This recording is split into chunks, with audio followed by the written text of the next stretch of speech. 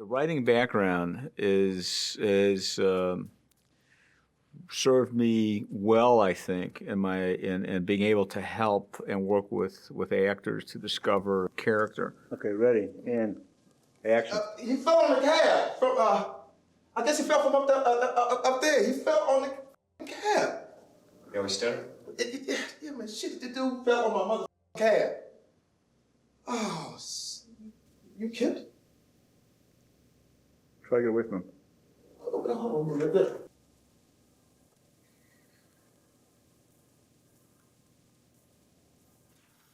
Want to roll to the next scene? Just hold that. Just.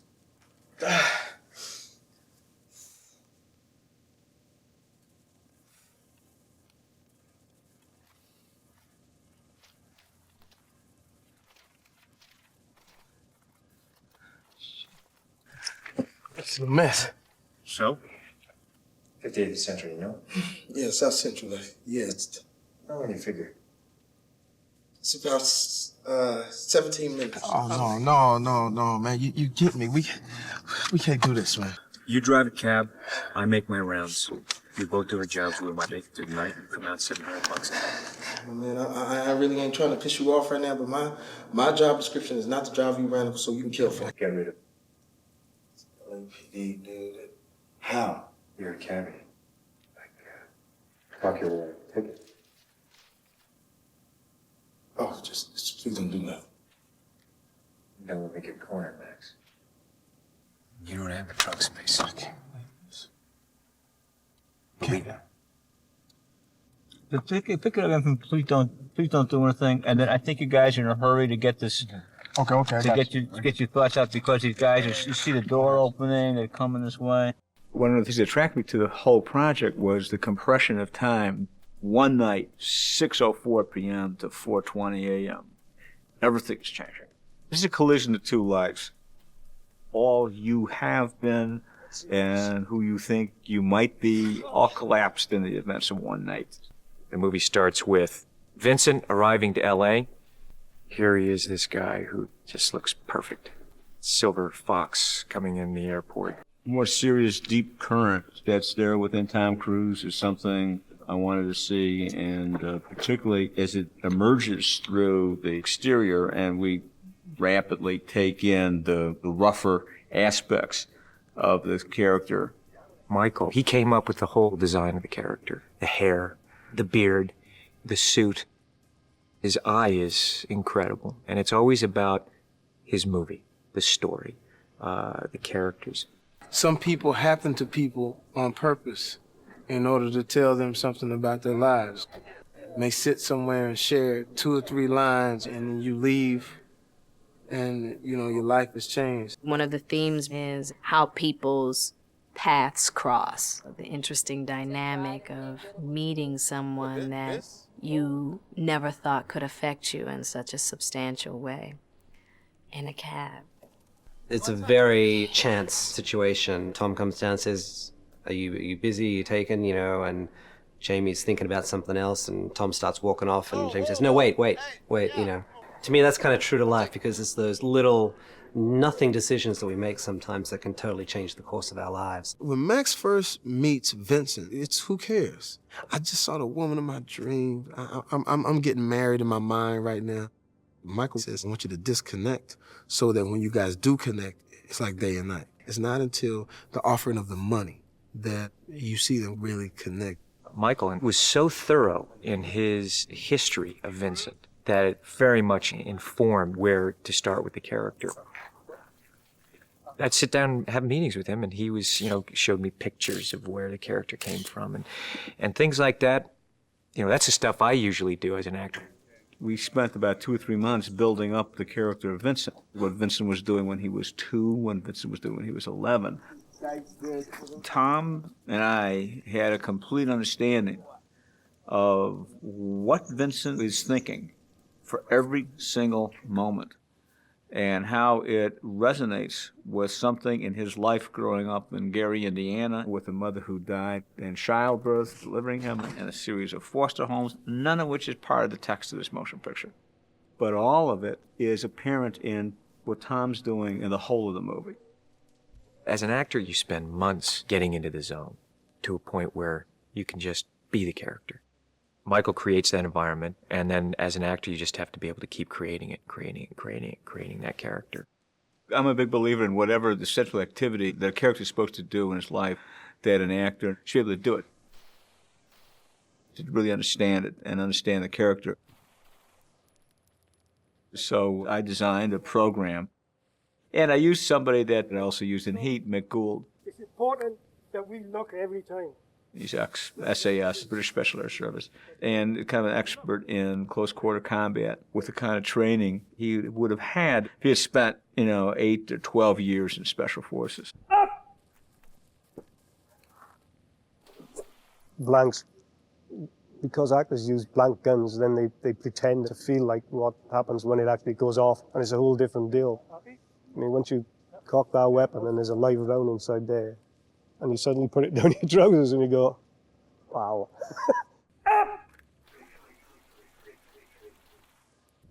mean, you hit somebody right in here, they're down and out. You hit somebody right down in here, they're in deep shit. Well, left to right, left to right. Yeah, but that guy seemed pretty down to me. And that guy was still twisting. That guy was still twisting around. I saw him reaching for his gun. Give me one of those cross-eyed looks. I said, Yeah, we were using live ammo. It was great. The training on this, building this character from the ground up, really added a dimension. This is what he does. He just does it. It's an extension of who he is. And for the actor then, when he's on a set and he's firing blanks, he does not firing blanks in his mind. He's firing live ammunition. This is really happening. There's a scene in which two people assault Vincent, not realizing who they're assaulting. And Vincent draws and shoots both of these guys. And it's in 1.3 seconds. I mean, you want to back off, yeah? We got it. He had to be from Mr. Nice Guy to the extreme of aggression at the snap of a finger. That's difficult. So it did actually take 3 months to get that flip over. The real value of it is what it does to the actor believing in himself. And it projects in a much deeper way into character. He can become very quiet, and we will look at the screen and we will feel that man is totally in command. As an assassin, you must be economical in your moves. The fight scenes were choreographed even months ahead of time, and we just keep working them. Let's make a note that I like it without the punches better. I like it better. The open hand. This way. Yeah. And so everything that Tom does in the picture, that's not stunt work. Tom did it all for real. Of course, there are no cuts in it. We've been doing it for the last 3 months every morning. We worked with him every day for weeks, and he was always there. He would work out for an hour prior, stretch and warm up, and he was so diligent about, if I'm not doing something right, tell me. If his leg was a quarter of an inch off a mark while we're working out a fight sequence, he wants to know, is everything perfect? It almost is like a dance. Every move has to be balanced. As you go through the scene, he's not focused on these bodyguards and the people he's going to take out. He's got a vision. He's got a vision 200 feet away, and he's got to look like it's all automatic response, and he's always in charge of the situation.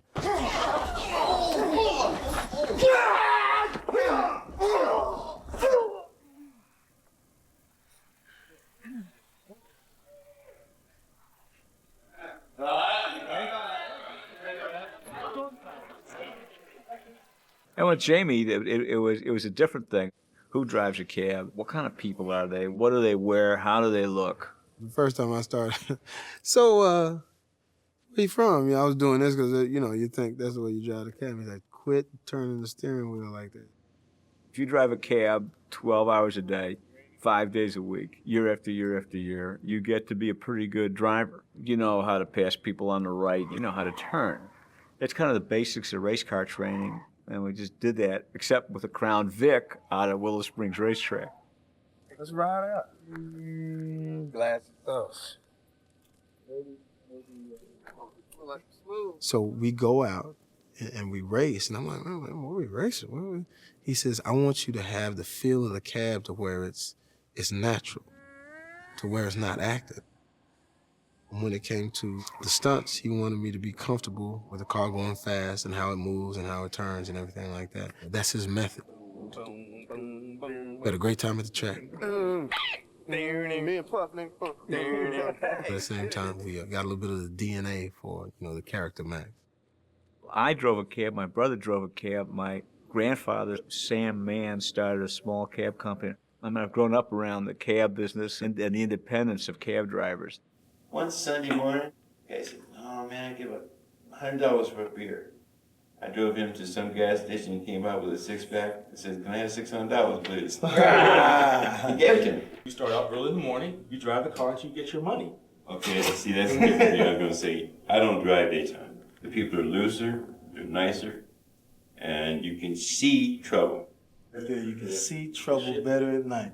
And there was the one guy who was really about being the best cab driver he could be. That was his Super Bowl. That was his Final Four. That was his championship game. And when I got in the car with him, he said, "Jamie, I'll tell you what, I love driving this cab. Oh, you see that?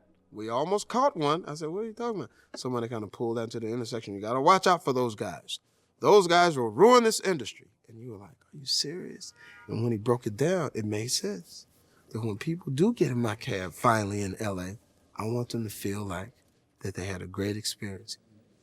We went through everything with Michael in order to get to Max. Here's all this information that I download and I sift from it with what I need.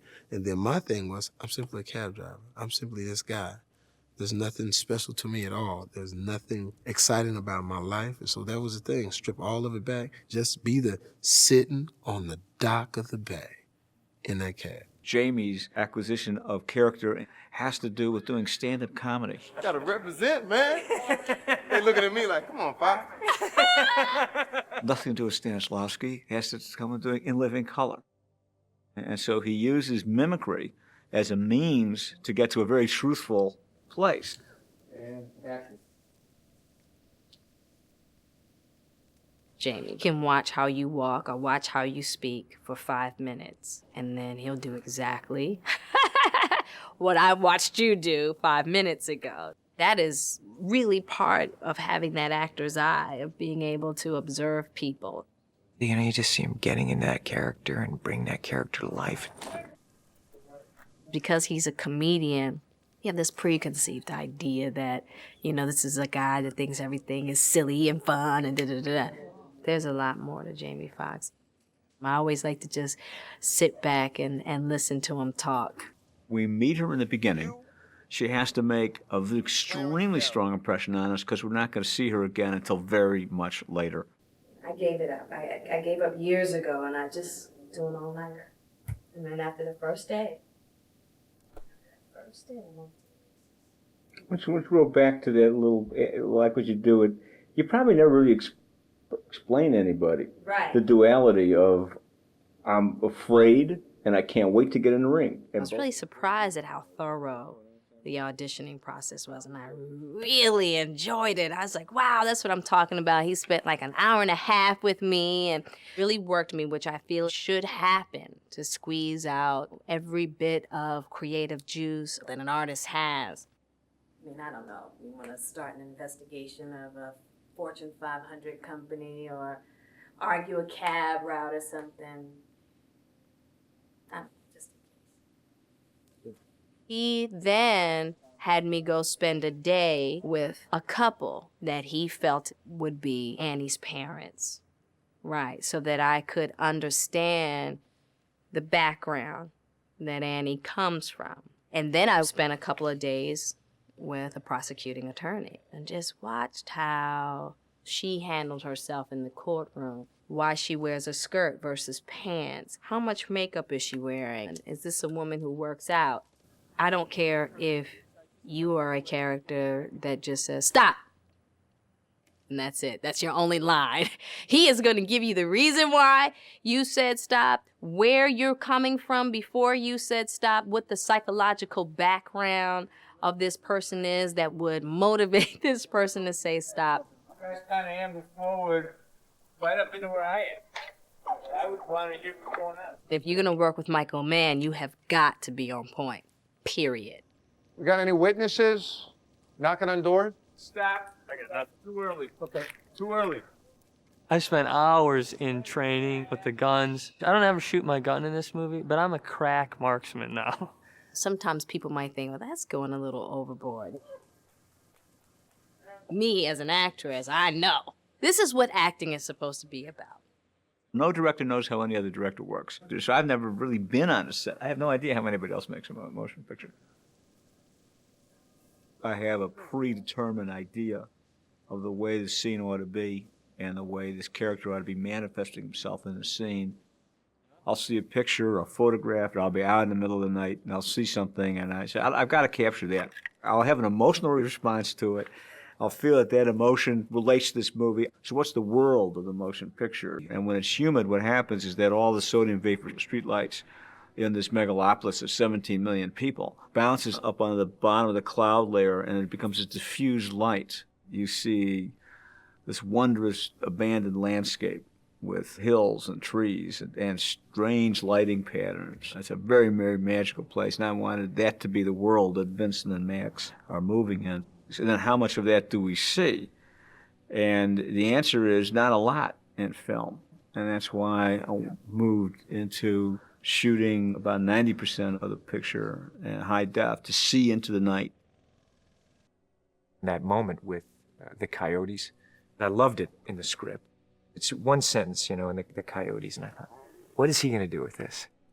And then when you see that scene, that moment, it just had a poetry and a hypnotic quality. Michael definitely knows L.A. I mean, he took me places. Jamie and I, we'd be sitting in the car, you know, hanging out going, how did he find this place? You know, how did he get it? Where are we right now? I told Mike, I said, man, I'm from the ghetto. You're not from the ghetto. I know the ghetto. You want me to show you some ghetto? And he would take you to places where even I was like, man, lock the doors, man. What is this? Just the opening shot, when you look at that cab driving out and you see the big paintings on the walls, it's beautiful. He's interested in things like that and has a way to use it in a movie, and it can make it part of the story. I share the same passion that Michael Mann does. He loves L.A. We're shooting a lot in downtown Los Angeles. That is a reoccurring visual theme in the movie, is the downtown skyline. What the hell? The way Michael likes to work, he picks the perfect back alley, the perfect back of the building, the perfect entrance. We drop a body on the car from about 3 stories up. It was done with a dummy that was wired into the car, and the effects crew did a fantastic job of rigging it so that the head has to hit the windshield in a certain spot and smash the windshield. We need to keep a car like that exactly as it was when we did the stunt from that moment on. We keep this car, which we affectionately call car number 3, as our hero car for that. It is true that we have 17 versions of our hero taxi. And all of these taxis, the insides are all identical. The entire inside is actually covered with a fabric that is a Velcro accepting fabric. And the whole car is wired so that the right key light exists. And this is the same stuff that's the backing in a cell phone, but it was custom built to be just the right color and temperature of light that our director of photography wanted. This can bend and be placed just about anywhere in the cab because of the Velcro throughout the cab. This is what we call cab number 9. We've obviously removed the motor, and it has a flat towing system here, and air suspension in the front and air suspension in the rear, so that when we place an entire camera crew and all the HD cameras and everything in the engine compartment, and it gives us the ability to shoot directly through the windshield and into the back of the taxi. One of the things that's challenging about this show is obviously how do you move around and do interesting things within the taxi, which is why we built what we call the Pope Mobiles. They sort of picked up the name Pope Mobile because of the superstructure around them, reminiscent of the vehicle that Pope John Paul travels in. There are 3 Pope Mobiles, one for shooting from the passenger side, one for shooting from the driver's side, and one for shooting from the front. It's a very, very important set to Michael, the cab, the logo of the cab, how the cab is lit inside, the colors of the cab. There's a cab company here that has kind of those colors. It's kind of a strange lipstick orange. And what's strange about it is that the color, it takes one kind of a sheen under sodium vapor light, which is very yellow, and it looks completely different under mercury vapor. Michael wanted to have the orange taxi essentially get the sheen of almost a bluish lipstick. We rehearsed that car flip. The way Michael saw it in his head was he wanted to go across the intersection in front of the Staples Center, hit into parked cars and turn over and get on its top. Most of them land back on their wheels. He wanted it upside down. So we went out and tested it.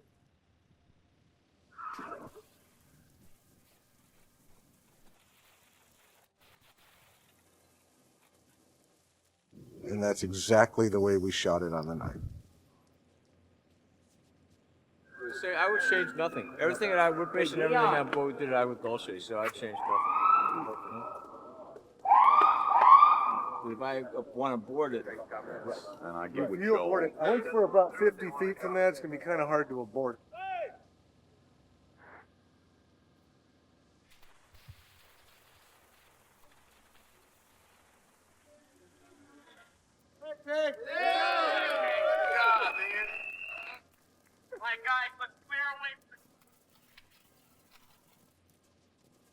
so you can see where the lens hit it. That camera went to Airflex 7. Michael feels that for the reality of capturing the car as it was truly crashed, he wants to actually utilize the cars that were crashed for the rest of the scene post-car crash. It is a big challenge for us. Working with a car that's been through this kind of an accident is very difficult. The frames are bent, the roof is caved in, and a lot of modification has been made for safety. We're going to install a full interior of the taxi, the divider, the seats, all the meters and equipment, as well as add a fair amount of structural support so that when we have Tom Cruise and Jamie Foxx in there, it doesn't squash down on itself. All right, guys, clear the background, please.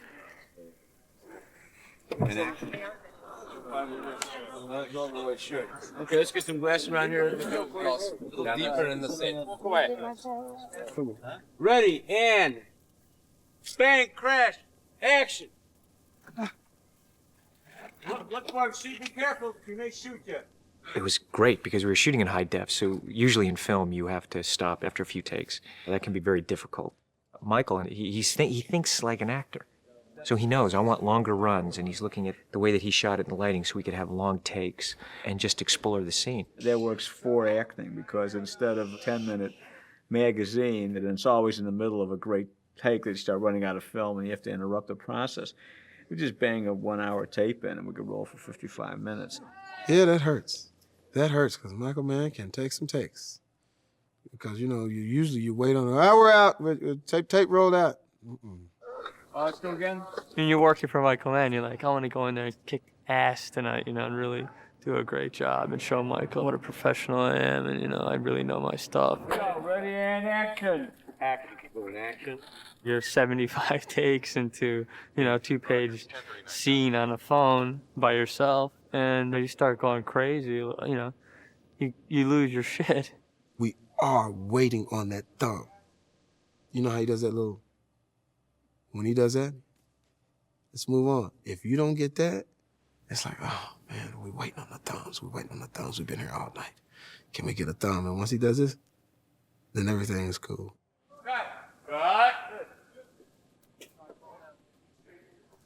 He winds out any preconceived idea of what you think a scene should sound like, look like, be acted like, until all you have left is just what is sort of happening in the moment. It was just connected to what was going on in the scene, and no thought or performance. He has a way to just strip the actor away and get to the truth of the material.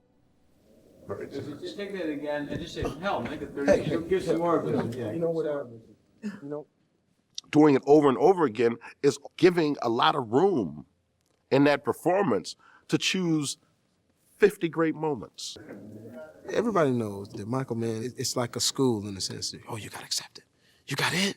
Oh, you're going to Michael Mann University? Wow, yeah, what type of grade did you get? It makes you go home and get your homework done. And then you feel like every single day you pass the test. When all these executives are home sleeping or partying or doing whatever they do, they know in the back of their mind that Michael Mann is working. It's going to be great. You want me to drive off? We ended at 9 o'clock this morning. Good. He's like, I want to keep shooting. And this was after, I don't know, he's probably been working 18 hours at that point. Ready, and 3, 2, 1. I mean, he fell on the pad. Max is raising issues that actually resonate with parts of Vincent's life that the text doesn't deal with, but Tom and I understand. So sometimes we would have to take many takes to get that extra nuance, that there's an additional reaction there. And that additional reaction may be designed to pose a question, which is going to get answered later, like, what's going on with this guy? Why doesn't he kill Max? You know, you see this relationship and this bond. Even Vincent cannot articulate the effect that Max has had on him. You know, seeing his mother, seeing the family that he never had. He's falling apart in the movie, really. One of the most just purely enjoyable voyages you go on, for me, is to find what the music's voice is. I love working with orchestras, particularly if you can get an orchestra to sound not the way orchestras conventionally sound. It works for me when I feel that's Vincent. I'm hearing something musically and it's Vincent. The climax of the movie, which normally would take 4 to 7 minutes, is expanded to take more like 17 to 20 minutes. And our big objective was to not reach our dramatic climax too early. Vincent finds himself in the presence of a real adversary in the form of this bumbling cab driver who's never fired a handgun in his life, because Max has seen into Vincent. He has truly seen Vincent for who Vincent is.